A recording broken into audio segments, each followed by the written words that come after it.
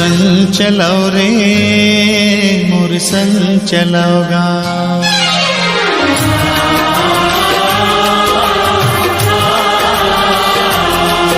मोर संग चलो रे मोर संग चलोगा। मोर संग चलो जी मोर संग चलोगा। वो गिरे थके हपटे मन आओ परे डरे मन के मन। मोर संग चलो रे मोर संग चलोगा। मोर संग चलो जी मोर संग चलोगा।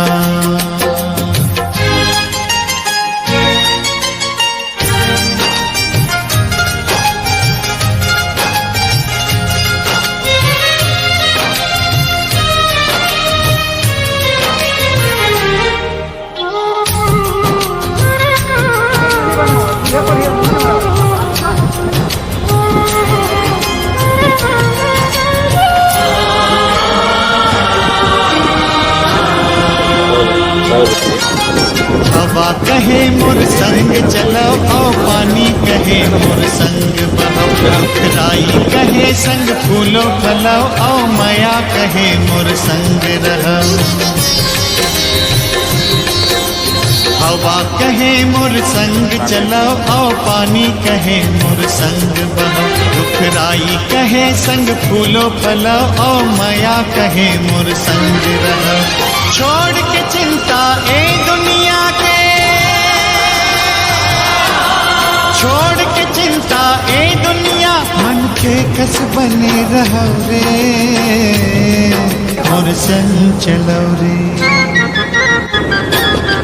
मोर संग चलो रे मोर संग चलोगा। मोर संग चलो जी मोर संग चलोगा।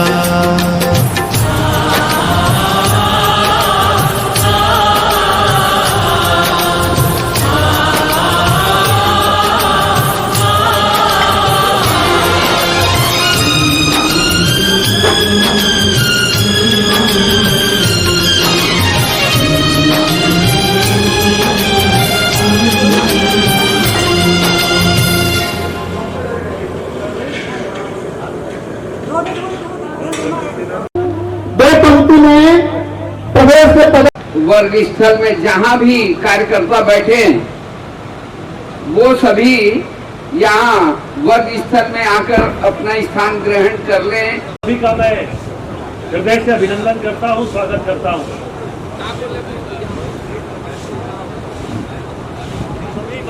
जलपान करके अपना अपना स्थान ग्रहण कर लेंगे।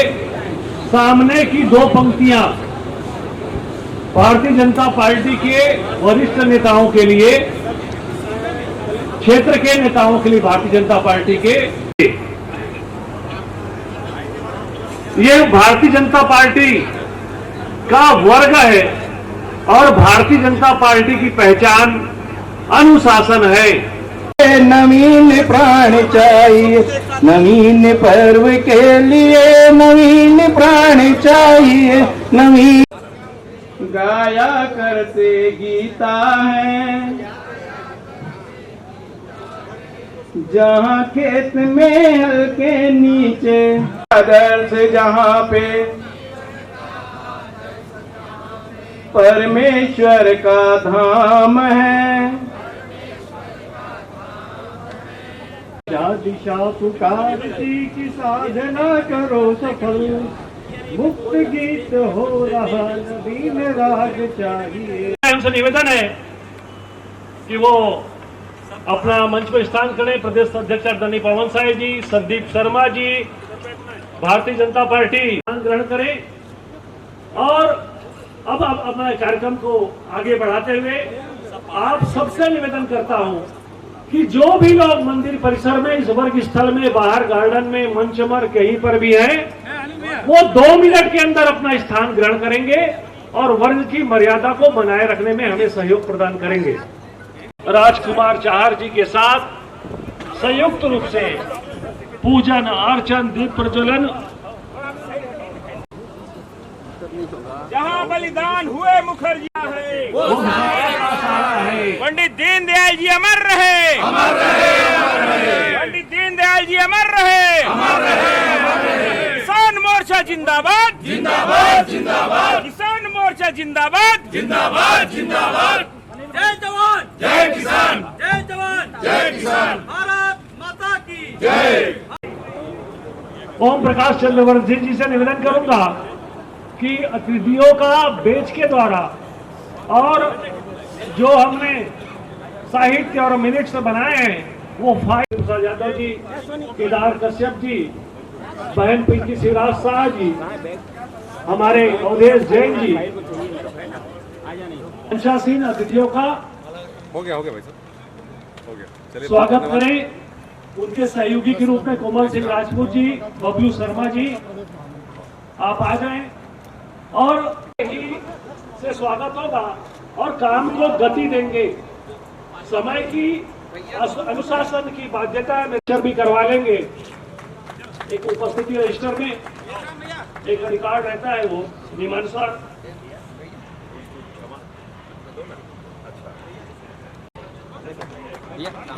तालियों के साथ आप सब अभिवादन करेंगे और स्वागत के प्रोग्राम में हम सब मिलकर वंदे मातरम का गान करेंगे। के बीच में बोलिए भारतीय जनता पार्टी जिंदाबाद, भारत। स्वागत है भाई, स्वागत है। से हस्ताक्षर पंजीयन पुस्तिका में करा रहे हैं और तत्पश्चात वंदे और भी जो वरिष्ठ भारतीय जनता पार्टी के पदाधिकारी उनका अवसर अध्यक्ष जब आएंगे।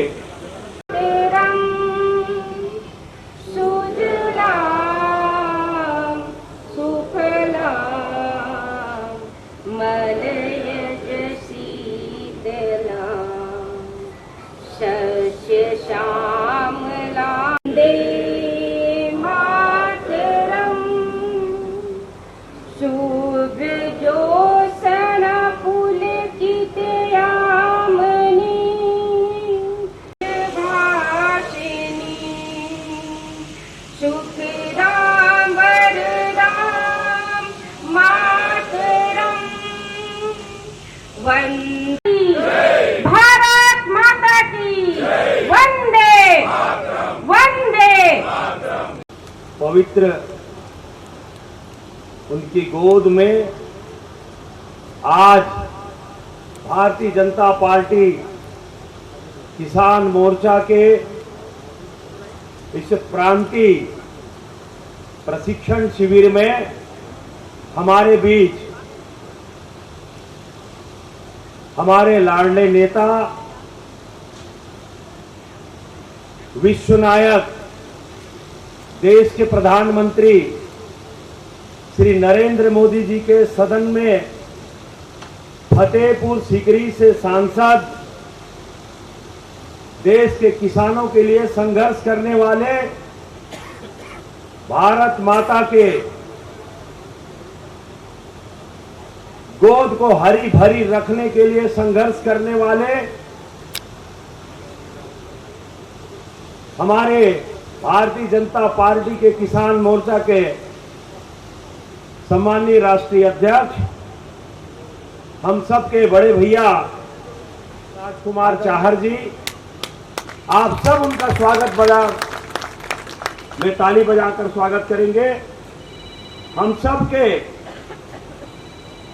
बीच में सदैव छत्तीसगढ़ के प्रभारी के रूप में भारतीय जनता पार्टी किसान मोर्चा के राष्ट्रीय मंत्री आदरणीय बजरंगी प्रसाद यादव जी, हमारे बीच उपस्थित हम सब की बहन, विधानसभा में अब डंका बजाने वाली पूर्व विधायक, राष्ट्रीय मंत्री बहन श्रीमती पिंकी शिवराज शाह जी, हमारे बीच उपस्थित लगातार बस्तर की आवाज को और छत्तीसगढ़ के कोने कोने तक, चाहे पानी पिलाने से लेकर जी के सुपुत्र हमारे छत्तीसगढ़, हमारे प्रभारी भारतीय जनता पार्टी किसान मोर्चा के भाई केदार कश्यप जी, किसानों के लिए वर्षों से संघर्ष करने वाले भारतीय जनता पार्टी के हमारे बीच छत्तीसगढ़ के इस प्रशिक्षण शिविर जो लगता है होता है उसके वर्ग के प्रभारी, छत्तीसगढ़ के प्रदेश प्रशिक्षण शिविर के प्रभारी आदरणीय अवधेश जैन जी, हमारे बीच उपस्थित सभी प्रदेश के उपाध्यक्षगण, आदरणीय ब्रिजलाल यादव राठौर जी, भाई टीकाराम पटेल जी, आदरणीय कोषाध्यक्ष प्रीतम गभेल जी, को हमारे उपाध्यक्ष साहू जी मंत्री, भाई आकाश गुप्ता जी प्रदेश मंत्री, भाई वेदराम मनहरे जी प्रदेश मंत्री, हमारे इंदू पनेरिया बहन जी, आदरणीय श्रीमती किरण उसेंडी जी, बीपी सिंह जी, कार्यालय प्रभारी भाई रवीश गुप्ता जी, भाई राकेश तिवारी जी, चूंकि लेट से आए शायद कार्यक्रम के संयोजन में मीडिया से लेकर सबको देखने वाले भाई निश्चय वाजपेयी जी, भाई रवि मिश्रा जी, भाई कहाँ गए हमारे, और सभी छत्तीसगढ़ के 35 जिले में 30 जिले में हमारी अभी वर्तमान में जो घोषणा है, सभी 30 जिला के अध्यक्षगण जो बड़े जुझारू रूप में काम करने वाले सभी महामंत्रीगण, प्रदेश कार्य समिति के भाई बबलू शर्मा जी, भाई वेदराम मनहर जी, जिनका विशेष इस कार्यक्रम के इस आयोजन में जिनकी सहभागिता है, आप सब के बीच में मैं सर्वप्रथम पिछले कार्यक्रम में गौरेला पेंड्रा में उनका जो कार्यक्रम बना था, विमानतल पर पहुंचने के बाद, विमान में बैठ जाने के बाद स्वास्थ्य अचानक जोर से इनका तबीयत का खराब होने के कारण, तबीयत की अच्छी स्वास्थ्य नहीं होने के कारण वापस हो गए थे। हमारे निवेदन को स्वीकार करते हुए उड़ीसा से लौटते हुए उनका प्रवास था। आज प्रशिक्षण शिविर पर हम सब के बीच उपस्थित हैं। मैं हृदय के गहराई से आप सभी की ओर से, छत्तीसगढ़ किसान मोर्चा के सभी साथियों की ओर से इनका हार्दिक अभिनंदन करता हूं, स्वागत करता हूं, उनको हृदय से धन्यवाद ज्ञापित करता हूं, साधुवाद ज्ञापित करता हूं कि हमारे इन छोटी सी अल्प समय में उनका हमने जिस प्रकार से स्वागत की तैयारी की, उन्होंने स्वीकार किया और आज हमारे बीच उपस्थित हैं। सभी बजरंगी भैया से लेकर सबका जो मैं नाम लिया, सबको मैं किसान मोर्चा की ओर से हार्दिक अभिनंदन करता हूं, स्वागत करता हूं। साथियों, हुए क्षेत्र के किसानों के लिए, संगठन की मजबूती के लिए, भारत माता की वैभव के लिए, माता कौशल्या की ये पावन धरा, जिस पावन धरा के में माता कौशल्या जन्म ली और भगवान राम को जन्म दी, ऐसे छत्तीसगढ़ में हम सब उनकी सेवा करने के लिए भारतीय जनता पार्टी के कार्यकर्ता के रूप में नरेंद्र मोदी जी की जिस प्रकार से यहाँ जो सरकार ठग करके हम सबको बेवकूफ बना करके छत्तीसगढ़ का शोषण करने वाले लोगों की सरकार है, उस सरकार को उखाड़ फेंकने के लिए आज का यह वर्ग आप सब के लिए आने वाला समय में काम प्रबोधन करने का हम सब के बीच में अवसर मिला है। इस पूरे कार्यक्रम में 2 दिन से हम जिस प्रकार से यहाँ रात्रिकालीन विश्राम से लेकर जो व्यवस्था बनी है, यह व्यवस्था आपकी अपनी व्यवस्था है। कोई सी प्रकार से कोई शासकीय व्यवस्था या ऊपर से किसी हाईकमान की व्यवस्था नहीं है, यह व्यवस्था आपकी अपनी है। जो संघर्ष है, उस संघर्ष में शामिल होने के लिए आप सबको ईश्वर ने जो राज बब्बर नाम का अभिनेता होता था, जो बहुत अच्छा हीरो भी था और बाद में बहुत अच्छा खलनायक भी था, और खलनायक अच्छा अभिनय करने वाला खलनायक था, और बाद में उत्तर प्रदेश से वो सांसद हुआ करते थे। ऐसे राज बब्बर को पराजित करके आने वाले हमारे सांसद राष्ट्रीय अध्यक्ष जी हैं, और मैं इसलिए उनको बता रहा हूं कि राज बब्बर का बड़ा छत्तीसगढ़ में उनका लगातार चुनाव के समय प्रवास और कार्यक्रम हुआ था। ऐसे व्यक्ति को पराजित करके हमारे बीच लोकसभा के सदस्य हैं। आप संघ से जुड़े हुए हैं, युवा मोर्चा में काम किए हैं, युवा मोर्चा के जिलाध्यक्ष रहे हैं, किसान मोर्चा में वर्षों काम किए, प्रदेश में संगठन में भी, प्रांतीय संगठन में भी बड़ा दायित्व रहा जिनको, और उत्तर प्रदेश में और किसान मोर्चा का राष्ट्रीय अध्यक्ष रहते हुए सफल छत्तीसगढ़ पूरे हिंदुस्तान में किसानों के हित में जो हम सबको करना चाहिए उसके लिए काम करने वाले व्यक्तित्व के धनी आज हमारे बीच उपस्थित हैं।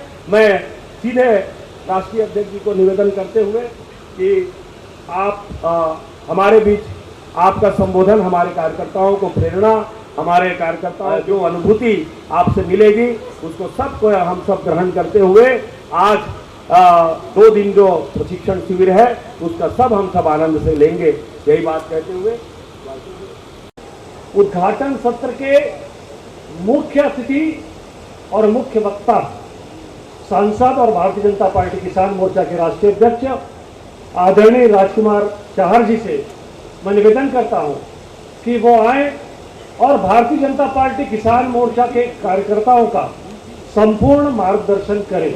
आदरणीय चाहर जी अभी भी पंजा दिखा रहे थे, पंजा तो हटाना है भैया। भारत माता की जय जवान जय किसान। आज छत्तीसगढ़ भारतीय जनता पार्टी किसान मोर्चा के प्रदेश प्रशिक्षण शिविर में बोलिए बंजारी धाम की जय, बंजारी धाम की जय, मां बंजारी धाम की जय। आज इस में उपस्थित और आज के इस कार्यक्रम की जो 2 दिन चलने वाला है 4 और 5 मार्च को अध्यक्ष भाई श्री पवन साहू जी, मंच पर हमारे बीच में उपस्थित भारतीय जनता पार्टी किसान मोर्चा के राष्ट्रीय मंत्री और अपने छत्तीसगढ़ के प्रभारी के रूप में काम देख रहे भाई बजरंगी यादव जी, मंच पर उपस्थित किसान मोर्चा की राष्ट्रीय मंत्री और पूर्व में विधायक छत्तीसगढ़ से ही आप आती हैं पिंकी शिवराज शाह जी, हमारे बीच में उपस्थित छत्तीसगढ़ की सरकार में विधायक और मंत्री रहे और वर्तमान में भारतीय जनता पार्टी के प्रदेश महामंत्री और किसान मोर्चा के प्रदेश के प्रभारी ऐसे भाई केदार सिंह जी कश्यप साहब, हमारे बीच में उपस्थित हमारे बहुत ही वरिष्ठ नेता आदरणीय श्री संदीप शर्मा जी, अवधेश जैन जी, उपस्थित किसान मोर्चा के सभी प्रदेश के पदाधिकारीगण, हमारे महामंत्री, उपाध्यक्ष, मंत्रीगण, कोषाध्यक्ष, प्रवक्ता। कार्यक्रम है हमारा शब्द ही लिखा है 2 दिवसीय प्रशिक्षण शिविर, और 2 दिवसीय प्रशिक्षण शिविर का अर्थ है द ट्रेनिंग कैंप। प्रशिक्षण को अंग्रेजी में बोलेंगे ट्रेनिंग, तो ये ट्रेनिंग का कैंप है। और जब ट्रेनिंग कैंप होता है तो उसके अपने नियम होते हैं, अपने कानून होते हैं, अपना अनुशासन होता है। तो अभी प्रदेश अध्यक्ष जी एक अपेक्षा कर रहे थे कि हम लोग प्रशिक्षण शिविर के समय पर अनुशासन का प्रयोग करेंगे। प्रशिक्षण में अनेक प्रकार के बिंदु हमें दिए हुए हैं, उनमें हमें सीखने को मिलेगा। विभिन्न विषयों की डायरी भी उन्होंने रखी है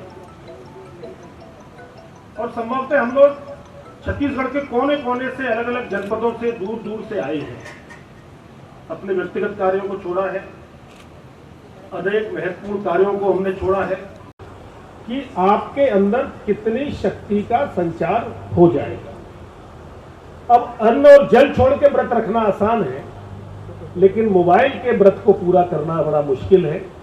लेकिन फिर भी मैं आप लोगों से आग्रह करता हूं, इस कोशिश को करने का प्लान मैं भी कर रहा हूं, आप भी करिए। मैं जल्दी ही किसी दिन डालने वाला हूं सोशल मीडिया पर, ट्विटर पर, सब पर कि मेरा कल का व्रत रहेगा। तो हम लोग अपना थोड़ा ध्यान देंगे और जिन कार्यकर्ताओं को आवश्यकता है वो साइलेंट पर अपने मोबाइल रखकर भी काम चला सकते हैं, जिनको जिम्मेदारी सौंपी। मैं प्रशिक्षण के अवसर पर आपसे कुछ आग्रह करना चाहता हूं।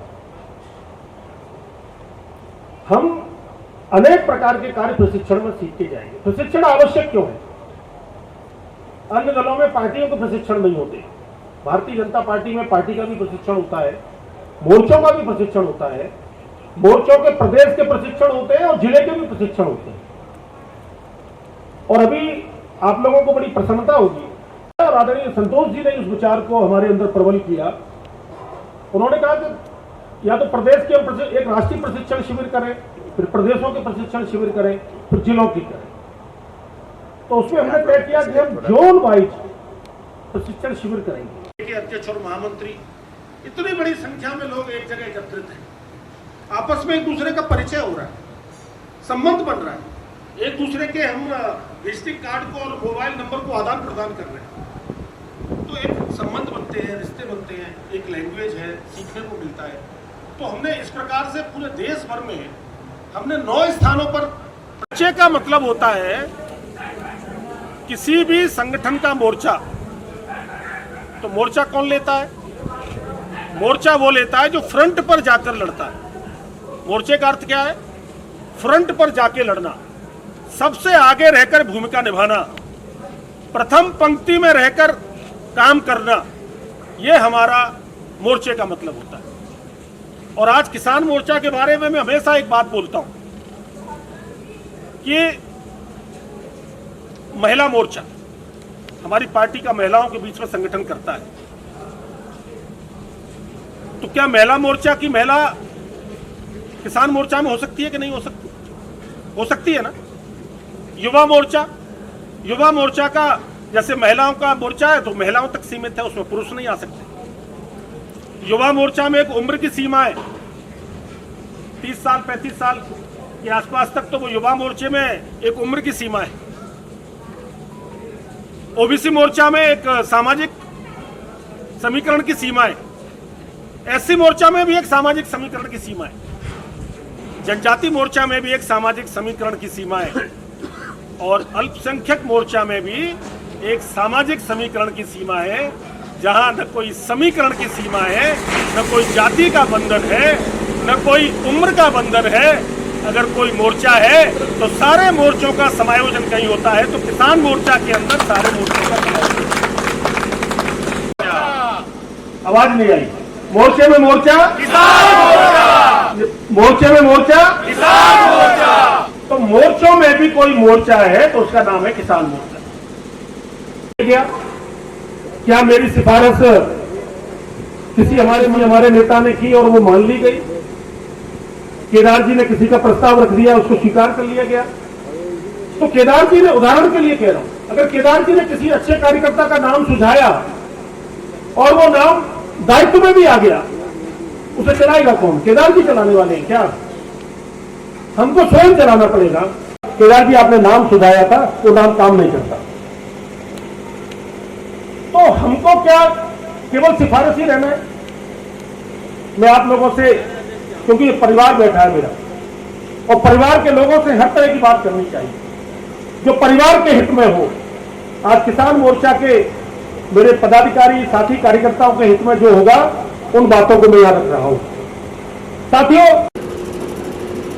पहुंचने पर साथी कार्यकर्ताओं द्वारा स्वागत, आभार व्यक्त करता हूं, अभिनंदन। बैठक करीब वापस आ गए नहीं, आप जाइए, किसी अनुसूचित कार्यकर्ता के घर जाइए, उनमें से चाय पी लीजिए उसके यहाँ। पार्टी के कोई वरिष्ठ नेता है, पुराने संगठन के संघ के जुड़े हुए व्यक्ति हैं, उनके साथ थोड़ा मिल लीजिए। अगर एक बार एक मंडल में जा रहे तो अगली बार जाए तो दूसरे मंडल में चले जाए। और मैं पवन जी को धन्यवाद देना चाहता हूं। किसान मोर्चे का प्रशिक्षण शिविर शहर की चकाचौंध और शहर के 5 स्टार होटल और मल्टी स्टोरी बिल्डिंग की बजाय उन्होंने बंजारी धाम में रखा है, गांव के बीच में रखा है। इसके लिए मैं उनको धन्यवाद देता हूं। किसान मोर्चे का कार्यक्रम करें, उसे शहर की चकाचौंध की बजाय गांव में, कस्बे के अंदर, ब्लॉक के केंद्र पर जरूर लेके जाए। साथियों, किसानों को जोड़ना, केंद्र में मोदी जी की सरकार अनेक प्रकार के कार्य कर रही है। तो ये लाइट आ गई है या जनरेटर से चल रहा है? आ गई है तो कोई एक आदमी की जिम्मेदारी लगा। भारतीय जनता पार्टी आज देश की सबसे बड़ी पार्टी कौन सी है? भारतीय जनता पार्टी। आज देश के सबसे ज्यादा सांसद किसके हैं?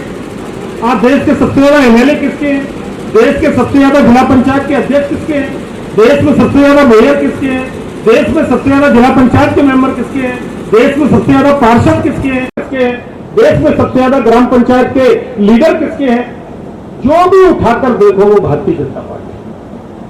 हमारे लिए गौरव की बात है, हमें गर्व होना चाहिए कि आज हम भारतीय जनता पार्टी के कार्यकर्ता के साथ साथ हम महत्वपूर्ण मोर्चे के पदाधिकारी हैं, हम प्रदेश के पदाधिकारी हैं, हम जिले के पदाधिकारी हैं। आज हमारे पास दायित्व है। लोग मुझे नहीं जानते तो मेरे दायित्व का कोई अर्थ नहीं। मुझे अगर अपने मंडल में मुझे लोग नहीं जानते तो कोई अर्थ नहीं है। मेरे अगर क्षेत्र के गांव के किसान मुझे अगर नहीं जानते तो कोई अर्थ नहीं है।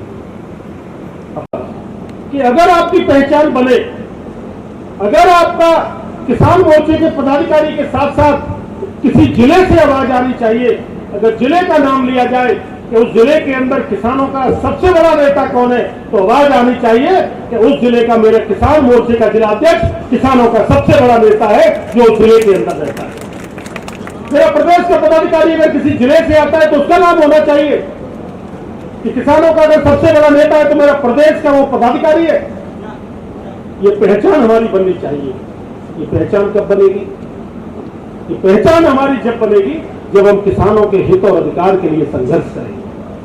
हमारी पहचान जब बनेगी कि प्रदेश की छत्तीसगढ़ की कांग्रेस पार्टी की सरकार ने क्या क्या झूठे वायदे किए, किस तरह वे गोवर्धन के नाम पर भ्रष्टाचार करने का काम कर रहे हैं, किस तरह छत्तीसगढ़ के हमारे सरपंच परेशान है, गांव का आदमी परेशान है, 2 रुपए देने का काम करते हैं, 10 रुपए खुद कमा रहे हैं कांग्रेस पार्टी के नेता और कार्यकर्ता। अगर धान की कीमत के नाम पर वो पैसा बढ़ाने का काम करते हैं तो 5-5 किस्तों में देते हैं, और पिछली बार की किस्त भी नहीं मिली अभी तो किसानों को। मोदी जी ने किस्तें बढ़ाने का काम किया, मोदी जी ने धान की कीमतें बढ़ाने का काम किया, मोदी जी ने एमएसपी बढ़ाने का काम किया। साथियों, जब भारतीय जनता पार्टी की सरकार 2014 में आई तो उससे पहले यूपीए की सरकार थी, और यूपीए की सरकार का बजट कितना होता था? 25,000 करोड़ रुपए। उसमें क्या क्या योजनाएं हमने दी है आपको याद होगा। गांव से आने वाले लोग हैं, मैं भी गांव से आता हूं, मेरे भी खेत और खलियान है। बड़ा किसान नहीं हूं लेकिन छोटा किसान, छोटा परिवार। आज थक जाते थे कि मुझे पैसा दे दीजिए, मुझे खेत की जुताई करनी है, मुझे सिंचाई करनी है, मुझे बीज लाना है, यूरिया लाना है, खाद लाना है, डीएपी लाना है, सब्जियां की है तो कीटनाशक दवाएं लानी है, ट्रैक्टर वाले का उधार हो गया है, लेकिन जेब में पैसा नहीं होता था। किसान साहूकार के पास जाता था, बड़े धंधा सेठों के पास जाता था और हाथ फैला के कहता था मुझे दे दीजिए कुछ पैसा उधार में, फसल आने पर आपका चुका दूंगा। लेकिन उसको पैसा देने का काम साहूकार नहीं करते थे। जब किसान थक जाता था तो साहूकार उसको संदेश कराते थे कि पैसा तो हम दे देंगे, अपने खेत आपको गिरवी रखने पड़ेंगे, और अंगूठा लगवाकर खेत गिरवी रखवाने का काम करते थे। इस दर्द को सबसे पहले किसी ने समझने का काम किया तो देश के तत्कालीन प्रधानमंत्री, भारतीय जनता पार्टी के वरिष्ठ नेता, भारत रत्न पंडित अटल बिहारी वाजपेयी जी ने किया। उन्होंने केसीसी कार्ड दे दिया हमको, उन्होंने किसानों की इस गंभीरता को जाना और किसानों के कष्ट को जानकर उन्होंने कहा कि देश के अंदर ऐसा नियम बनाना चाहिए कि अगर किसान को 1-2 लाख रुपए की जरूरत है तो वो जाए बैंक में और 2 लाख रुपए 3 लाख रुपए तक लेकर चलाए, और ऐसी व्यवस्था करने का काम सबसे पहले किसी ने किया देश में आजादी के बाद, तो देश के प्रधानमंत्री अटल बिहारी वाजपेयी जी ने करके दिखाया। माननीय मोदी जी ने उसमें मछली पालन, मत्स्य पालन को जोड़ने का काम किया। आज पशुपालन के लिए, मछली पालन के लिए केसीसी कार्ड के माध्यम से लोन की व्यवस्था की गई। साथियों, इस बजट के माध्यम से 20 लाख करोड़ की व्यवस्था सरकार ने की है। 20 लाख करोड़ की व्यवस्था किसानों को ऋण देने के लिए एक मामूली ब्याज पर, और किसानों की जब फसलें बर्बाद हो जाया करती थी ओलावृष्टि में, अतिवृष्टि में, आंधी में, तूफान में, बारिश में, तो 50% जब किसान की फसल नष्ट होती थी तब उसको फसल बीमा देने का काम हुआ था।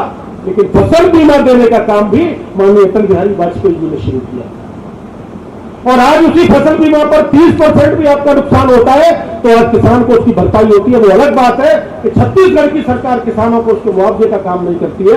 किसान परेशान है, किसान रो रहा है, स्थिति खराब है, लेकिन वो डंका ऐसा बजाते हैं कि किसानों के लिए पता नहीं उन्होंने क्या कर दिया। हमें गांव-गांव जाना चाहिए, तो आज सॉइल हेल्थ कार्ड देने का काम भी माननीय मोदी जी की सरकार ने किया। सॉइल हेल्थ कार्ड दिया, करोड़ों करोड़ों किसानों के पास सॉइल हेल्थ कार्ड है, उसके अंदर वो जान सकता है कि मेरी भूमि की उर्वरकता क्षमता क्या है। बड़ी जगह पे जाने के लिए किसान रेल चलाने का काम किया था। किसान रेल माननीय मोदी जी ने उस समय चलाई। उड़ान योजना के माध्यम से हमारे गरीब किसानों को देश और दुनिया देश भर में जाने के मौके मिले। अनेक प्रकार की इस प्रकार की योजनाएं देकर माननीय मोदी जी ने निरंतर किसानों के लिए काम किया। कांग्रेस पार्टी ने, आपको याद होगा, एक आयोग बना था, स्वामीनाथन आयोग। स्वामीनाथन आयोग की चर्चा बहुत होती है टेलीविजन में। 10 वर्ष तक कांग्रेस पार्टी की सरकार 2004 से 2013 तक रही, लेकिन स्वामीनाथन आयोग की रिपोर्ट मनमोहन सिंह जी की टेबल के नीचे धूल फांकती रही, लेकिन स्वामीनाथन आयोग की रिपोर्ट को लागू करने का काम किसानों के हित में मनमोहन सिंह की सरकार, रिमोट से चलने वाली सोनिया की सरकार ने नहीं किया। जिस दिन देश के प्रधानमंत्री माननीय नरेंद्र मोदी जी बने, मोदी जी ने प्रधानमंत्री बनने के बाद सबसे पहला कार्य किया, स्वामीनाथन आयोग की रिपोर्ट को लागू करने का काम किया, एमएसपी बढ़ाने का काम किया। एमएसपी को दोगुना तिगुना 5 गुना तक हमारा विभिन्न उपजों का अन्न के उत्पादन को एमएसपी को बढ़ाने का काम किया। 95% स्वामीनाथन आयोग की रिपोर्ट को लागू करने का काम किया। तो स्वामीनाथन आयोग की रिपोर्ट भी माननीय मोदी जी ने साथियों लागू करके। यूरिया और डीएपी पर लाठीचार्ज होता था किसानों का, लंबी लंबी लाइनें लगती थी, लेकिन मिलता नहीं था। आज भी यूरिया पर 50% अनुदान देने का काम मोदी जी की सरकार कर रही है। नीम कोटेड यूरिया देने का काम किया। आज किसानों को यूरिया के लिए लाइन नहीं लगानी पड़ती, लेकिन छत्तीसगढ़ की सरकार तो डीएपी और यूरिया के नाम पर भी राजनीति करने का काम करती है कि हमें केंद्र की सरकार नहीं देती। लेकिन सच्चाई यह है कि इसमें कालाबाजारी करने का काम कोई करता है तो छत्तीसगढ़ के ये भूपेश बघेल की सरकार करती है। मोदी जी पूरा सामान भेजने का काम करते हैं, लेकिन कांग्रेस नेता कालाबाजारी करने का काम करते हैं। इनकी नीयत ही खराब है। इनकी न नीयत है, न इनकी नीति है, न कोई सोच है। इसीलिए तो आज भारतीय जनता पार्टी के हम सभी कार्यकर्ता किसी व्यक्ति के लिए काम नहीं करते, हम लोग विचार के लिए काम करने वाले लोग हैं। हम लोग विचार के लिए काम करते हैं। मोदी जी विचार के लिए काम करते हैं, अमित शाह जी विचार के लिए काम करते हैं। हमारे सभी नेता, सभी पार्टी के पदाधिकारी, हम सब मिलकर एक विचार के लिए काम करते हैं। हमारे लिए राष्ट्र प्रथम है, उसको मजबूत करने का काम कर रहे हैं। आज काशी का कॉरिडोर ले लो, आज महाकाल का कॉरिडोर ले लो, किसी जमाने में सोमनाथ जी का पुनरुद्धार ले लीजिए, आज चाहे मथुरा का कृष्ण का मंदिर ले लीजिए। और सबसे बड़ी हमारे लिए गौरव की बात होती है, कांग्रेस पार्टी होती तो क्या होता। आज हम देख पा रहे हैं, नारे हम लगाते थे, रामलला हम आएंगे, मंदिर वहीं बनाएंगे, और कांग्रेस ही कहते थे तारीख नहीं बताएंगे। आज भगवान श्री राम की जन्मभूमि अयोध्या में भव्य मंदिर का निर्माण भी चल रहा है और तारीख भी बता दी गई है। ये मोदी जी है तो मुमकिन है, ये मोदी जी के कारण है, ये भारतीय जनता पार्टी के कारण है। आप जैसे कर्मठ, परिश्रमी, मेहनत की कार्यकर्ताओं के तिरंगा हाथ में लेके चलते हैं, नहीं नहीं हम तो भारत के ही हैं, ये मोदी जी के कारण। आज पूरे देश और दुनिया में आज भारत का परचम है। आज दुनिया में भारत की ताकत का एहसास हो रहा है।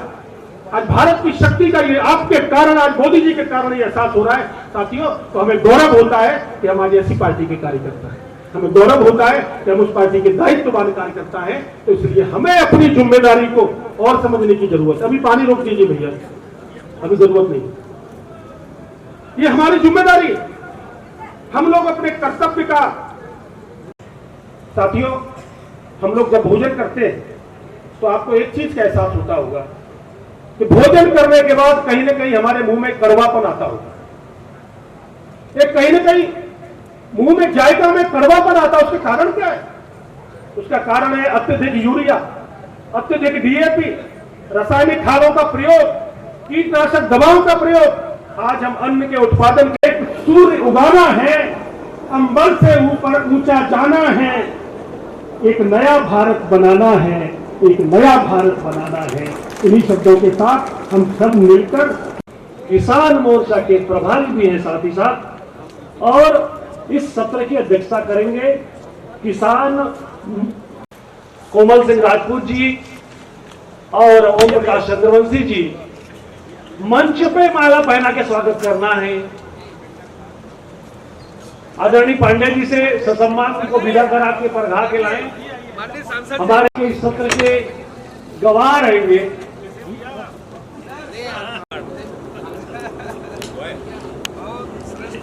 में हम सबको माननीय राष्ट्रीय अध्यक्ष जी हमारे प्रदेश के पदाधिकारियों के साथ हम सब अभिवादन करेंगे और उसी के साथ ही साथ उनकी विदाई भी हम फोटोग्राफी होगी उस समय।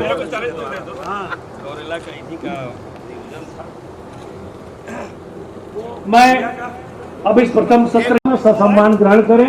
मनोज पांडे जी का आप संक्षिप्त में परिचय देंगे, उसके बाद हम इस विषय पे हम सबका मार्गदर्शन करेंगे। राष्ट्रीय स्वयंसेवक संघ से विद्यार्थी परिषद, युवा मोर्चा और भारतीय जनता पार्टी के विभिन्न पदों को सुशोभित करते हुए आज लोकसभा सांसद के रूप में हम सबके बीच कार्य कर रहे हैं। धन्यवाद।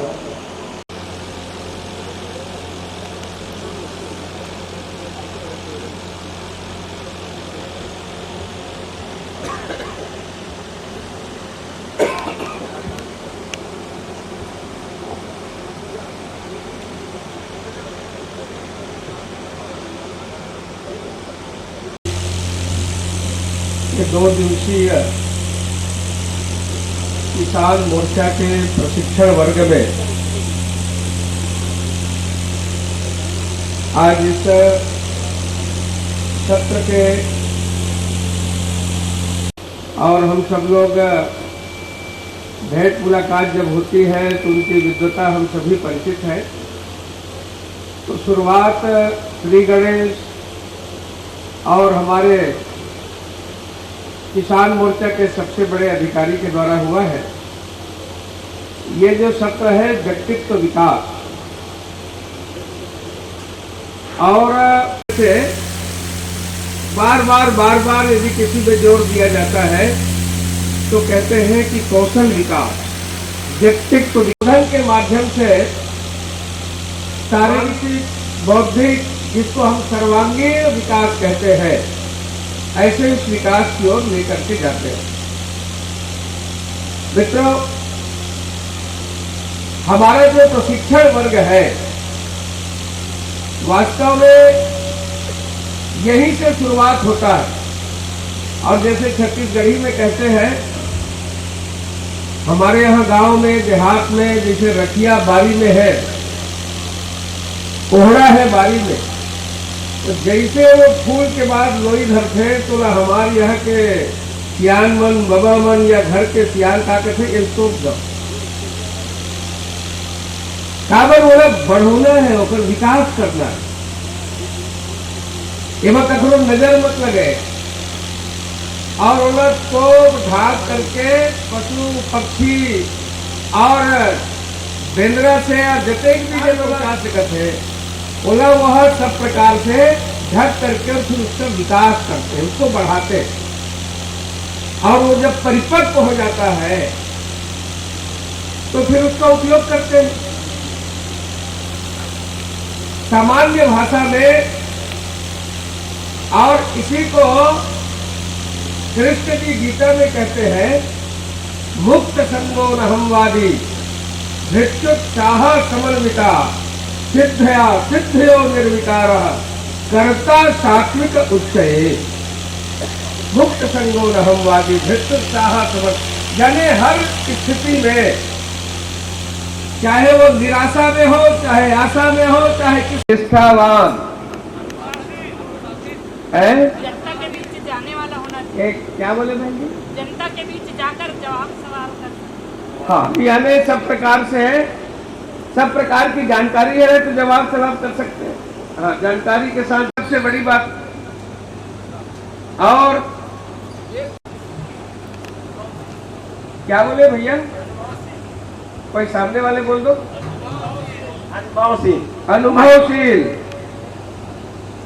और जानकार की समग्र ज्ञान, नॉलेज, अच्छा विचारधारा, विचारों से। एक गांव में एक रामलीला की मंडली आई। रामलीला चलने लगा उसका मैनेजर भी बड़ा प्रसन्न था। और चलते चलते चलते चलते जब 8 दिन हो गया तो सब जानते हैं कि पहले भगवान राम का जन्म होता है, फिर ताड़का वध होता है। गांव वालों से उन्होंने पूछा कि भैया आज जो है मेरे राम की तबीयत खराब है और ऐसा कोई युवक जो राम का रोल अदा कर सके। गांव वालों से परिचय हो गया था क्योंकि सब प्रकार की व्यवस्था भी वो करते थे। बोले भैया मुख्य वक्ता जी का हार्दिक अभिनंदन हो रहा है, उन्हें स्तुति चिन्ह दिया जा रहा है। बहुत बस अतिशीघ्र आगे है, आगे आगे प्लीज। अब मैं हैं और हम सबका सौभाग्य है कि भारतीय जनता पार्टी किसान मोर्चा के हुए प्रभारी माननीय केदार कश्यप जी को मैं ससम्मान अपने विषय का प्रतिपादन करने हेतु मैं सादर आमंत्रित करता हूं। आदरणीय केदार कश्यप जी।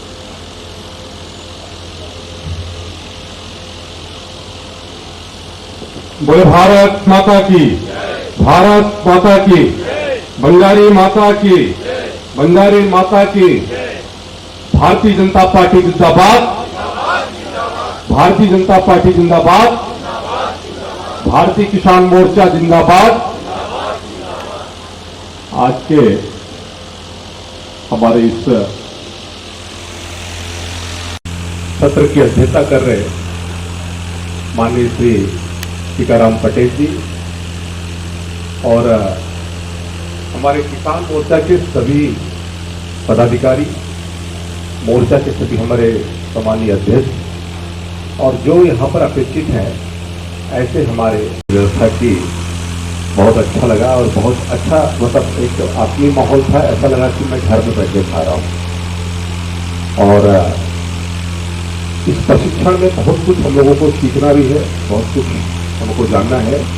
एक बात मैं कहना, तब उन्होंने अपने बेटे को कहा कि अब आप इस अनाज को बाजार में लेकर के जाओ और उसका मूल्य दुगना हो ऐसी विधि करो। बेटा जाता है बाजार, लेकर जाता है, गेहूं लेके जाता है और गेहूं बाजार में बेचता है। जो मूल्य उसके पिता को मिलता था वही मूल्य उसको मिलता है। पिता को बताता है कि इतना मिला है, तो वो बोलता है उसके पिता की कैसे अब इसको तुम अधिक मूल्य तक लाओगे। तो वो रात भर सोचता है। दूसरे दिन उसके दिमाग में एक तरकीब आती है। उस तरकीब के तहत में वो गेहूं को वो आटा बना करके बाजार में लेकर जाता है। अब जब आटा बनाकर लेकर जाता है तो निश्चित तौर पे बाजार में उसका जो मूल्य है गेहूं की तुलना में अधिक होगा। वो अपने पिता को लाकर देता है कि मैंने इसका मूल्य अधिक करके दिया। आटा बना करके फिर उसको एक वो बनाता है, ब्रेड बनाता है और ब्रेड को ले जाकर के वो मार्केट में बेचता है। उसको फिर से गेहूं, आटा और उसके तुलना में वो जो ब्रेड मिलता है वो ब्रेड का मूल्य अधिक होता है। फिर वो आकर अपने पिता को देता है जो राशि है, वो बोलता है कि मैंने गेहूं से भी और आटे से भी ज्यादा मूल्य का बनाया, अब तो आप संतुष्ट है। तो पिता कहता नहीं, अभी आपको और काम करना है। तो प्रदेश का राजनीतिक परिदृश्य और भारतीय जनता पार्टी की भूमिका, हम सबको मालूम है कि छत्तीसगढ़ राज्य की स्थापना कब हुई और छत्तीसगढ़ राज्य बनने के पहले छत्तीसगढ़ का जो इतिहास है वो कैसा रहा। हम सभी जानते हैं छत्तीसगढ़ का जो इतिहास है अत्यंत प्राचीन है और यदि हम प्राचीन उसमें जाएंगे तो हमको पाषाण काल के भी इसमें अवशेष हमको देखने को मिलता है और प्रागैतिहासिक का जो काल है उसके भी हमको यहाँ पर बहुत सारे अवशेष देखने को मिलते हैं। 6वीं 7वीं शताब्दी का सबसे बड़ा उदाहरण आज हम जो भी हमारे लोग उपयोग करते थे उन सबको वहां पर कलेक्ट करके रखा गया है। यहाँ पर भी अभी हम लोगों ने यहाँ पर बनाया है। इस तरीके से लोग देखते हैं। आप कभी बस्तर आइए तो बस्तर में वहां पर एक घोटुल परंपरा चलती है, अभी लगभग समाप्त हो गई है, लेकिन उस घोटुल परंपरा में वहां पर पहले पंचायत की व्यवस्था नहीं थी, लोग घोटुल के माध्यम से वहां, और हम सभी भगवान श्री राम को एक भांजे के रूप में मानते हैं, भांचा के रूप में मानते हैं। आज भी हमारे यहाँ जो परंपरा है, कारण ये है कि ये जो वहाँ जो जंगल है वहाँ भगवान श्री राम का पद चरण पड़ा था, इसलिए आज भी कहा जाता है कि वहाँ पर हमारे जंगल में आज भी काटा नहीं। जो नेगेटिविटी बहुत सारी है, उन विषयों को हमको जन जन तक पहुँचाना है, और यदि हम उन बातों को नहीं पहुँचाएंगे तो कौन पहुँचाएंगे। मैं क्योंकि बस्तर फिर से बोल रहा हूँ, बस्तर से कोसा टेढ़ा परियोजना आप लोगों ने सुना होगा। बस्तर संभाग का सबसे बड़ा सिंचाई परियोजना है मध्यम सिंचाई परियोजना। आप समझ सकते हैं कि वो कोसा मतलब कांग्रेस सरकार के कारण से किस तरीके से वो पूरा कार्यक्रम डिले हुआ और कैसे इस सरकार ने कोशिश की कि वो सिंचाई परियोजना न बन सके। किसानों के हित में बात करते हैं ना। आज यहाँ पर जितनी भी सिंचाई परियोजना बनी है वो भारतीय जनता पार्टी के कार्यकाल में बनी है। एक मतलब उदाहरण मैं बता रहा हूँ, 1985 जब अर्जुन सिंह जी कहते हैं यहाँ मुख्यमंत्री हुआ करते थे, मुझे मालूम है कोसा टेढ़ा फलपुर क्षेत्र में आता है। मध्यम सिंचाई परियोजना बस्तर संभाग का सबसे बड़ा। माननीय हमारे पिताजी स्वर्गीय बलराम कश्यप जी उस समय वहां के विधायक थे, उन्होंने विशेष प्रयास करके उसका कहते हैं भूमि पूजन करवाया। ये होना ही चाहिए। 85 के बाद वो योजना बंद पड़ गई क्योंकि कांग्रेस की सरकार आ गई। भैया सादर आमंत्रित हैं। मैं बबलू शर्मा जी से निवेदन करूंगा वो आए, स्वागत करिए। बबलू भाई एक माला हमारे आज के सम्मानीय अध्यक्ष कोमल सिंह राजपूत जी के लिए और स्मृति चिन्ह। मैं बोल कुछ रहा हूँ, हो कुछ रहा है, आप इतना सक्रिय रखे, दूसरे की प्रतीक्षा न करें। लाठी के संग भैया के अभिवादन होते, उखर स्वागत होते, उखर सम्मान होते, एक साथ उखर अभिवादन स्वागत के कार्य लोग ही मंच में रहेंगे। आज के हमारे मुख्य वक्ता और अध्यक्ष लिखित करना है। मैं कोमल सिंह राजपूत जी से आग्रह करूंगा कि वो आए माइक पर। आदरणीय भैया का संक्षिप्त प्रतिनिधिगण, उपस्थित कार्यकर्ता भाइयों बहनों, मुझे जो विषय दिया गया है वो है भाजपा का इतिहास विकास। मैं भाषण नहीं दूंगा, मैं चर्चा करूंगा। सबसे पहले मेरे को ये बताओ कि इस किसान मोर्चा में जो प्रदेश का प्रशिक्षण है, ऐसे कितने लोग हैं जो पहले बार प्रशिक्षण किसी प्रशिक्षण में शामिल हुए हैं? तो थोड़ा सा हाथ उठाइए। है 10, 15, 20 लोग हैं। तुम भी नहीं, तुम तो रही हो ना कहीं न कहीं प्रदेश में, नहीं कहीं कहीं प्रशिक्षण में। तो मैं आपसे ही टॉकिंग करूंगा तो ठीक रहेगा। हम सबको मालूम है कि अंग्रेजों के हम गुलाम रहे और गुलामी के बाद में अंग्रेजों को ऐसा लगने लगा कि आज नहीं तो कल हमको हिंदुस्तान छोड़ करके जाना पड़ेगा। लॉर्ड माउंटबेटन और उनके सहयोगियों के द्वारा उनको ये लगा जब हिंदुस्तान हम छोड़ के जाएंगे तो चले तो जाएंगे, लेकिन हमारा नाम लेने वाला कौन रहेगा? इसलिए कुछ न कुछ ऐसा किया जाए कि हमेशा हमको याद रखे। मैं विधानसभा का अध्यक्ष रहा, इस नाते एक उन्होंने संघ बनाया है। आजादी मिल गई उसके बाद भी उनका एक संघ बना हुआ है, राष्ट्रकुल संसदीय संघ।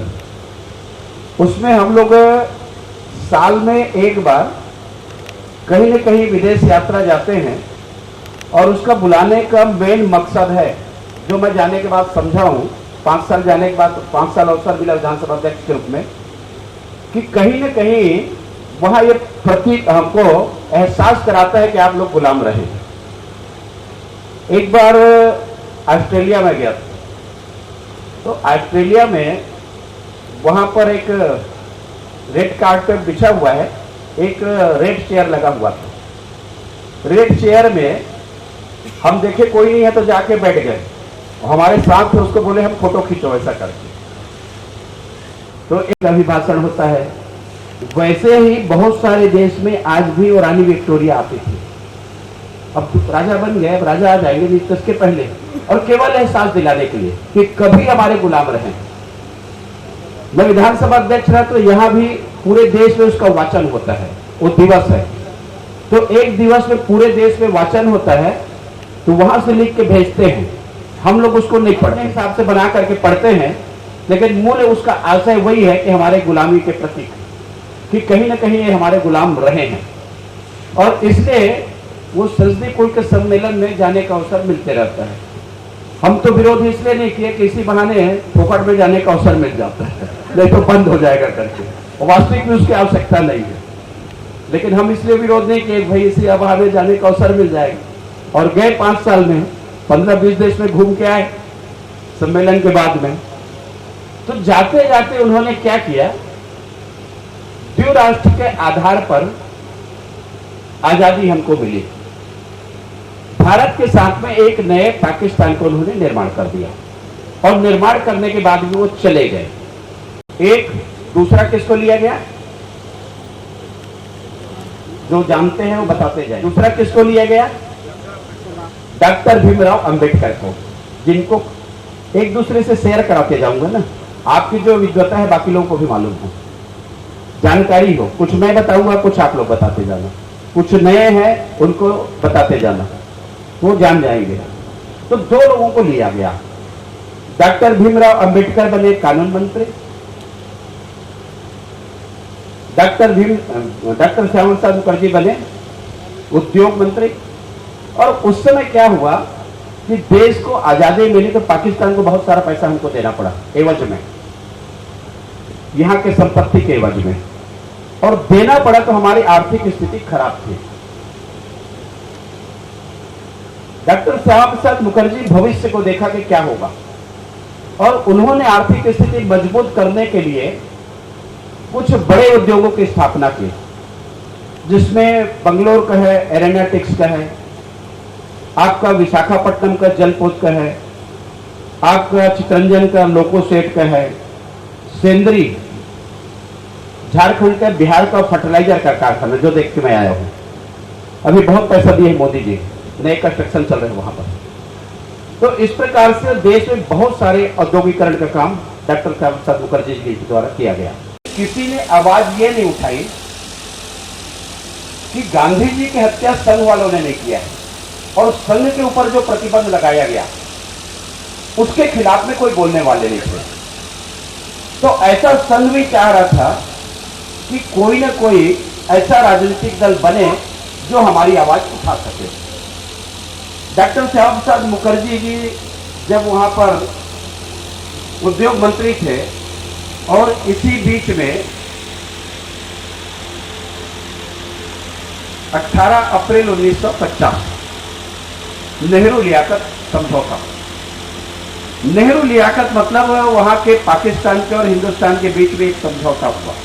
समझौता किस बात का हुआ, आजादी मिली थी, ज्यादा दिन नहीं हुआ था, कि वहां जो मुस्लिम, वहां जो अल्पसंख्यक है और यहाँ जो अल्पसंख्यक है, तो यहाँ के जो अल्पसंख्यक की पूरी सुरक्षा की जवाबदारी। इलेक्ट्रॉनिक मीडिया का युग है, सोशल मीडिया का युग है, और ऐसे आईटी एक्सपर्ट आदरणीय सोमेश पांडे जी जो विषय है वो सोशल मीडिया की समझ एवं मीडिया का महत्व, ऐसे दोनों आप सब उनसे भली भांति परिचित हैं। मैं निश्चय जी से निवेदन करूंगा कि वो कृपया माइक पर आए और सोमेश जी का संक्षिप्त में अपना जीवन परिचय दें। सोमेश निश्चय जी।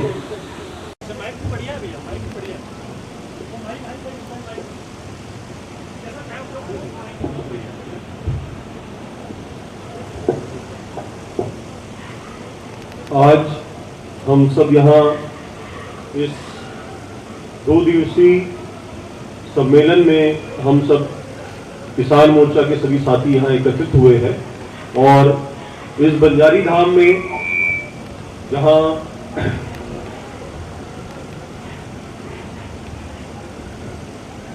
बंजारी माता के आशीर्वाद से ये कार्य अच्छी तरह से संपन्न हो रहा है, तो मैं सबसे पहले आप सभी का धन्यवाद देता हूँ कि इस मंच में आज इस कार्यशाला में हम सब एकत्रित हुए हैं। इस बैठक की अध्यक्षता करते हुए हमारे वाजपेयी जी, उनका मैं आभार कि उन्होंने मुझे यहाँ बोलने का मौका दिया है। जैसा कि मुझे जो बोलने के लिए विषय दिया गया है सोशल मीडिया का, और मेरा दायित्व भी अभी प्रदेश में सोशल मीडिया के प्रभार मिला हुआ है, तो सोशल मीडिया आप सभी जानते हैं कि आज कितना इम्पोर्टेंट है।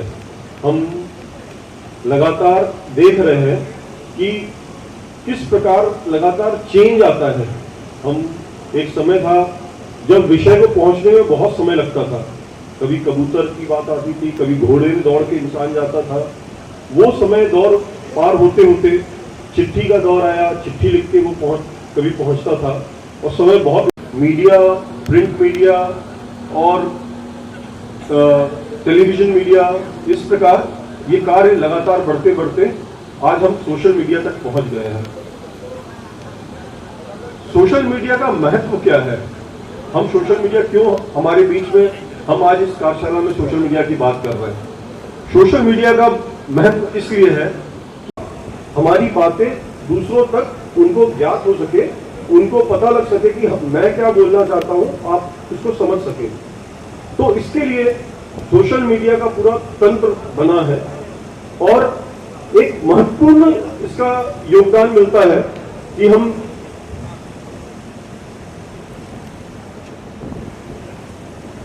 हम बहुत जल्दी से जल्दी अपनी बातों को हम पहुंचाते हैं। सोशल मीडिया में बहुत सारे आयाम हैं, आपको पता है, अलग अलग। सोशल मीडिया जब चालू हुआ था तो 2 कंप्यूटर के बीच में बातों से चालू हुआ था। एक कंप्यूटर को दूसरे कंप्यूटर में जोड़कर कुछ बातों को यहां से वहां तंत्र के माध्यम से पहुंचाया गया, कुछ लिखा वो दूसरे कंप्यूटर में दिख गया, तो ऐसे करके बातें पहुंची।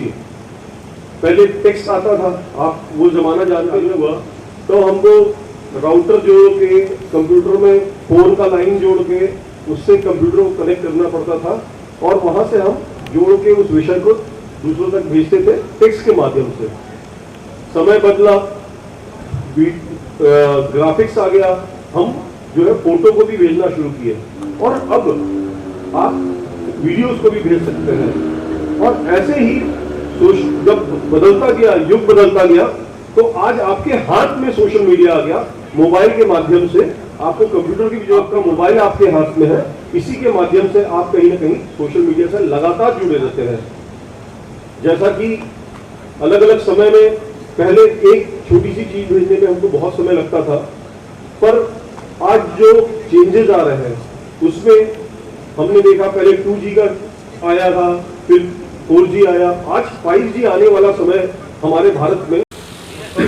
सोशल मीडिया का अपने तंत्र को चलाने के लिए, जैसे किसान मोर्चा है आपका, इसको भी अच्छी तरीके से चलाने के लिए बहुत इंपॉर्टेंट माध्यम है। आपके फेसबुक, आपके ट्विटर आईडी से आपकी बातों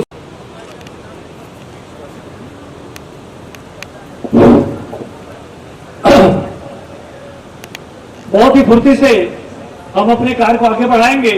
व्यवस्था में लगे कार्यकर्ता थोड़ा सा बेकार हो रहा है, 10 से 15 मिनट के बाद जैसे ही हम इस प्रज्वलित कर लेंगे, ये सत्र के बाद हमारा जलपान होगा, चाहे भजिया के साथ हम आनंद लेंगे। 15 मिनट का हमारा विराम होगा, उसके बाद हम आगे काम में करेंगे। फोटोग्राफर महोदय के ओपी चौधरी जी का अभिवादन, स्वागत और काबर प्रदेश की जिम्मेदारी आने वाला है, ये प्रतीक है उभरते हुए छत्तीसगढ़ का। बहुत बहुत धन्यवाद। बोबलो भैया स्थान ग्रहण करेंगे।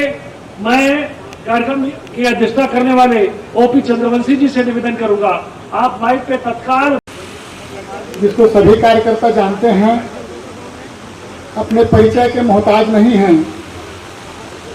सम्माननीय ओपी चौधरी जी दादाजी कृषक थे, पिताजी शिक्षक थे। जब ओपी चौधरी जी बाल्यकाल 8 वर्ष की उम्र में थे, तब पिताजी का निधन हो गया। काफी संघर्ष से आगे बढ़कर वे छत्तीसगढ़ के पहले कलेक्टर बने। उनका उम्र मात्र 23 वर्ष का था। एसडीएम बेमेतरा के पद पर कार्यरत थे। सीईओ जिला पंचायत सरगुजा, कलेक्टर दंतेवाड़ा। भारत माता की, छत्तीसगढ़ महतारी की जय जवान, जय जवान, जय विज्ञान। आज जो हमारा विषय है, मैं प्रयास करूंगा, आप सभी लोग वरिष्ठ जन हैं और जो विषय दिया गया है वो काफी चुनौतीपूर्ण है, क्योंकि पार्टी में सिद्धांतों की दृष्टि से, विचारधारा की दृष्टि से, पार्टी की दृष्टि से आप सभी लोग मेरे से सीनियर ही होंगे। फिर भी मैं जो विषय प्रदान किया गया है उसके साथ न्याय करने का पूरा प्रयास करूंगा।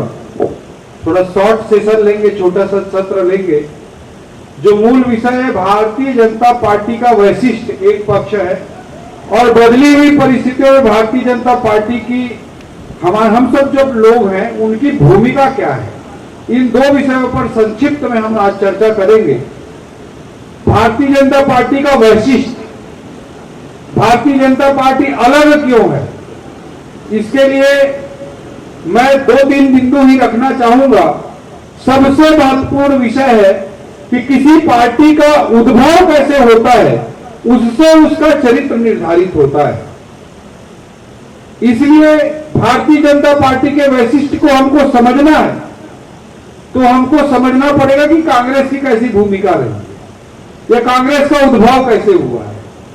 कांग्रेस के उद्भव से कांग्रेस के चरित्र को हम समझ सकते हैं और भारतीय जनता पार्टी के उद्भव से भारतीय जनता पार्टी के चरित्र को समझने का प्रयास कर सकते हैं। आप सब लोगों को पता है कि 1857 की क्रांति हुई थी। 1857 की जो क्रांति हुई उसने अंग्रेजों को दहला करके रख दिया था। हम उसे अपने इतिहास में आजादी की पहली क्रांति मानते हैं और उससे अंग्रेज बिल्कुल हिल गए थे। इसके बाद उन्होंने सोचा कि भाई कोई एक ऐसी संस्था होनी चाहिए जिससे हमको पता चल सके कि जो आक्रोश पनप रहा है, जो आंदोलन की पृष्ठभूमि बन रही है, अगर कोई ऐसी स्थिति बन रही है तो थोड़ा सा प्रेशर को कम करने के लिए हमारे पास कोई ऑर्गेनाइजेशन रहे जिससे हम बातचीत कर सकें। इस तरह का विचार उनके मन में 1857 की क्रांति के बाद आया रहा था। उसी बीच में कांग्रेस की स्थापना होती है 1885 में। किसके द्वारा? एलन ऑक्टेवियन ह्यूम के द्वारा, एक अंग्रेज के द्वारा कांग्रेस नामक संस्था की स्थापना होती है। 1885 में एलन ऑक्टेवियन ह्यूम के द्वारा कांग्रेस की स्थापना की गई। और इस कांग्रेस का पूरा नाम क्या है? पूरा नाम क्या है? चंद्रशेखर जी बताएंगे, कांग्रेस का पूरा नाम क्या है? Indira, Indian national Congress, INC. इनका नाम भी अंग्रेजी है, राष्ट्रीय कांग्रेस के नाम पे नहीं है, इंडियन नेशनल कांग्रेस के नाम पे है। और मत पत्र में अगर आप गौर किए होंगे तो इंडियन नेशनल कांग्रेस ही लिखाया रहता है। जय भैया बताएंगे आपको, इंडियन नेशनल कांग्रेस ही लिखाया रहता है। तो इंडिया, बेगराम भाई भी बता सकते हैं आपको, इंडियन नेशनल कांग्रेस के नाम से ही आज भी रजिस्ट्रेशन है। तो मैं बोलना चाह रहा हूं कि एक अंग्रेज के द्वारा अंग्रेजी नाम से इसका पंजीयन आज भी है। 1885 में कांग्रेस की स्थापना होती है। किसके लिए? प्रेशर रिलीज करने के पॉइंट ऑफ व्यू से उस संस्था को अंग्रेज लोग इंपॉर्टेंस देते थे। उस बाल लाल पाल पहले चरण में जुड़ते हैं। बाल गंगाधर तिलक जी, लाला लाजपत राय जी, बिपिन चंद्र पाल जी जैसे लोग उच्च माना जाता था, और अलग अलग विचारधारा के लोग, अलग अलग सोच के लोग, सब लोग कांग्रेस के मंच पे काम करते थे, क्योंकि सबकी सोच थी कि ठीक है, हमारी विचारधारा अलग है, भारत को लेकर, राजनीति को लेकर, लोकतंत्र को लेकर, अर्थव्यवस्था को लेकर, ग्रामीण विकास को लेकर हमारी विचारधाराएं अलग हो सकती हैं, लेकिन चूंकि यह लड़ाई फिलहाल अंग्रेजों के लिए, अंग्रेजों के खिलाफ है और ये लड़ाई स्वतंत्रता के लिए है, इसीलिए हम देखते हैं कि कांग्रेस, आजकल कांग्रेस के लोग बहुत एग्रेसिव आरोप लगाते हैं कि आजादी की लड़ाई में भाजपा का क्या योगदान रहा। अरे आजादी की लड़ाई में सभी मंचों का, सभी विचारधाराओं का कांग्रेस के एक मंच के रूप में सबने, दल भी है कांग्रेस के अंदर, वामपंथी धड़ा भी था, दक्षिणपंथी धड़ा भी था। डॉक्टर जिन्होंने बनारस हिंदू विश्वविद्यालय की स्थापना की, उन्होंने कांग्रेस की अध्यक्षता भी की, अध्यक्ष भी रहे हो।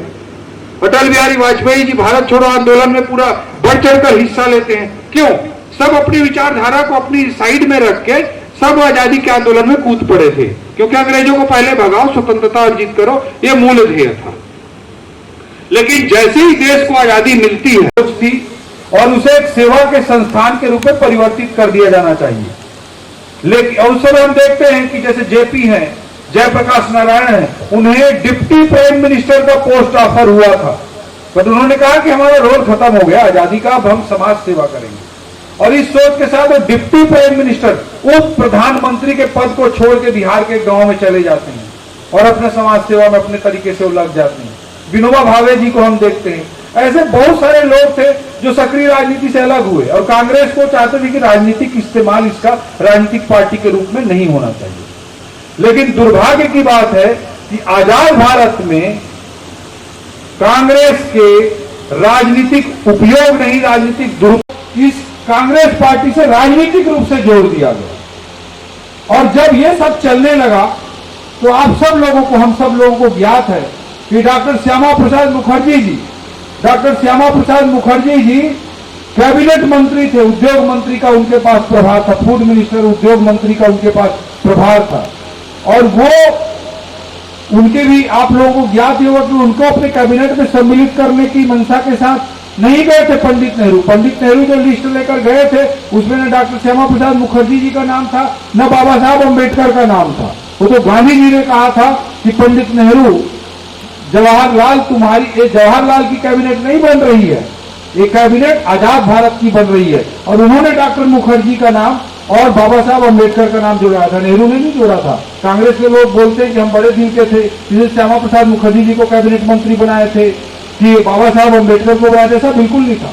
नेहरू जो लेकर गए थे उसमें मोर्चा जिंदाबाद, जय जवान, जय जवान, भारत माता की।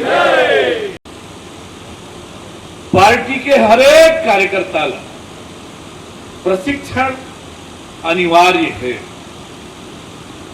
सब जगह याद हुई, पार्टी के मंडल स्तर के प्रशिक्षण हुई, ओकर बाद जिला स्तर के प्रशिक्षण हुई, पार्टी के प्रदेश स्तर के प्रशिक्षण हुई, राष्ट्रीय स्तर के प्रशिक्षण भी हुई। वैसने सब मोर्चा मन के भी प्रशिक्षण अलग अलग वर्ग के करे के परंपरा और व्यवस्था पार्टी में क्या जरूरत। परंतु पार्टी यदि प्रशिक्षण की व्यवस्था बनाए है तो कहीं न कहीं प्रशिक्षण के अपन महत्व है, आवश्यकता है। जैसे विद्यार्थी साल भर स्कूल गए हैं, कॉलेज गए हैं, साल भर पढ़े, लेकिन परीक्षा जब नजदीक आते तो न रिवीजन करे बर पड़ते और रिवीजन करे बर रात रात भर घलाव पड़ते। समय लगातार बदलते, समय के साथ बहुत अगन विषय, बहुत अगन चीज हमारे ध्यान से ओझल हो जाते, तो वो ध्यान सबला रिवीजन के रूप में हमार वैचारिक प्रबोधन, हमार काम के पद्धति, हमार काम के तरीका, अब ये पाए के प्रशिक्षण आवश्यक। मोटर गाड़ी हमारे होते आखिर वो सर्विसिंग कराए की जरूरत पड़े, सर्विसिंग नहीं करावे तो एवरेज कम दे लगते, स्पीड कम हो जाते, होते कि नहीं हुआ है? जोर से बोलो। भारतीय जनता पार्टी ये चाहते कि उधर हरेक कार्यकर्ता एक योग्य राजनीतिक कार्यकर्ता के रूप में समाज में अपन अलग पहचान बनाए। जैसे हमारी पार्टी ने कहे जाते पार्टी विद डिफरेंस, ये देश के राजनीतिक दल से अलग प्रकार के राजनीतिक दल है, तो हमारा दल यदि अलग है तो समाज में हमारे कार्यकर्ता भी सबसे अलग दिखे, अलग होकर पहचान बने। परसेंट ब्याज में यदि आज किसान ला 0% में ब्याज ऋण भी रखे तो वो देने वाला कोई है तो वो भारतीय जनता पार्टी है, भारतीय जनता पार्टी। ये बात अपना विचार करने की जरूरत है। जब देश में नरेंद्र मोदी जी के नेतृत्व में भारतीय जनता पार्टी के सरकार बनी 2000, जब देश के प्रधानमंत्री बन के ये बात न कही कि सरकार मोर सरकार गांव गरीब और किसान पर समर्पित रही, तो वो करके दिखाई से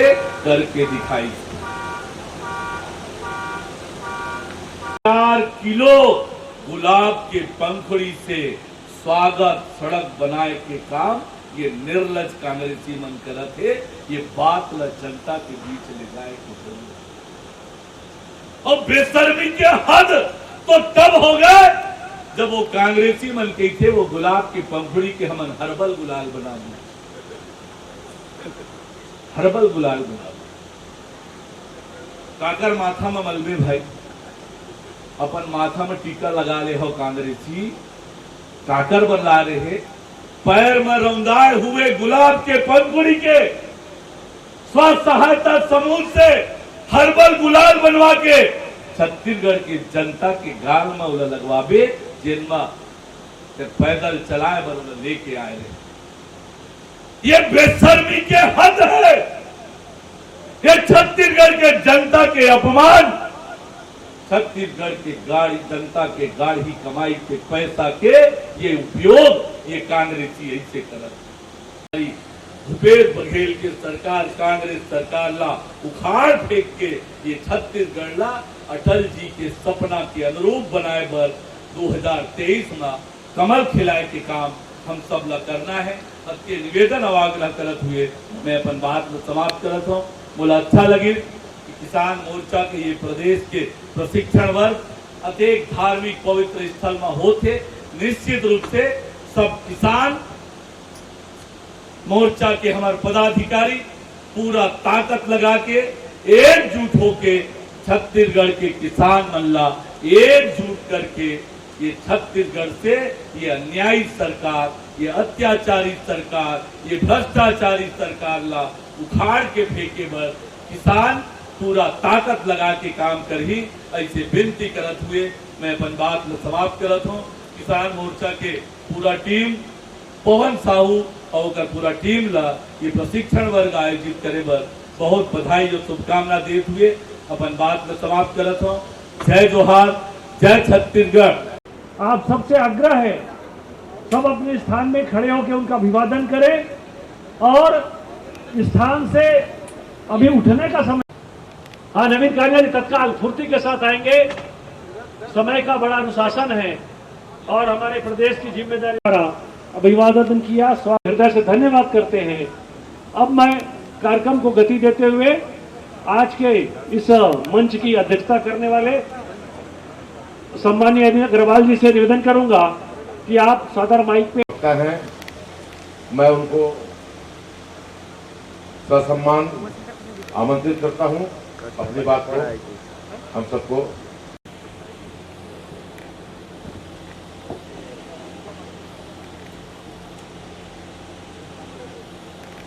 किसान मोर्चा के वर्ग में भाग लेने आए कार्यकर्ता भाइयों और बहनों,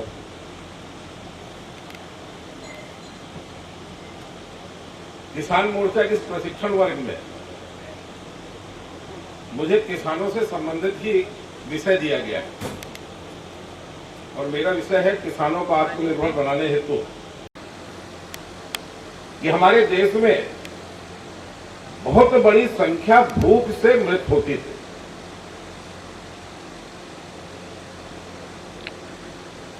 आज की जो नई पीढ़ी है, खासकर 80 के बाद वाली, उस पीढ़ी ने देश के अन्न संकट को नहीं देखा है। 70 से 80 का दशक और उसका सबसे बड़ा प्रमाण यह है कि जब 1965 में भारत पाकिस्तान का युद्ध हुआ तो देश के प्रधानमंत्री आदरणीय लाल बहादुर शास्त्री थे और उस समय देश की स्थिति यह थी कि देश में लगभग 40 करोड़ की आबादी के लिए अनाज नहीं था और प्रधानमंत्री को सार्वजनिक रूप से निवेदन करना पड़ा था कि देश की जनता सप्ताह में एक दिन उपवास करे। और यह स्थिति कब थी? जब हमारी आबादी 40 करोड़ थी उस समय। पंचवर्षीय योजनाएं ले आए, उसमें उद्योग को प्राथमिकता थी, कृषि को प्राथमिकता नहीं थी। देश में जितने भी बड़ी सिंचाई योजना 20 साल में वो कितना पटाएगा? एक साल में 2400, तो 20 साल में 48,000। अगर वो 48,000 पटा दे और 60 साल के बाद अगर वो पेंशन लेगा तो एक साल में उसको 36,000 रुपए की पेंशन मिलती है। इसमें दुर्घटना बीमा भी शामिल है। उसमें अगर किसान की मृत्यु हो गई तो उसकी पत्नी को भी 1500 रुपए किसान प्रधानमंत्री किसान मानधन योजना के अंतर्गत मिलेगा। मैं तो आप सबसे आग्रह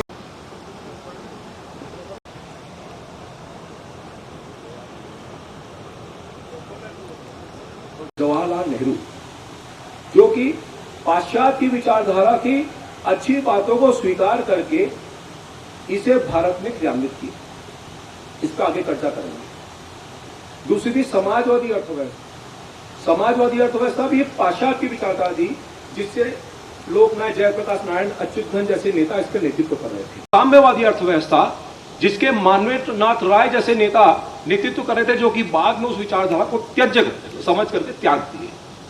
ये तीन विचारधाराएं ही भारत की विचारधारा का नेतृत्व करती थी और दुर्भाग्य था आजाद भारत का कि ये तीनों विचारधाराएं पाश्चात्य से आई थी। ये तीनों विचारधाराएं